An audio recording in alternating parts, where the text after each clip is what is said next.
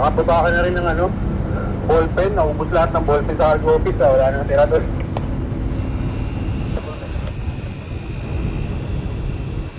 Ginamit siguro sa bunker eh.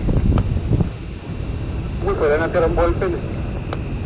Ano mo lang sir, ginamit sa bunkering sa gabi. Wala.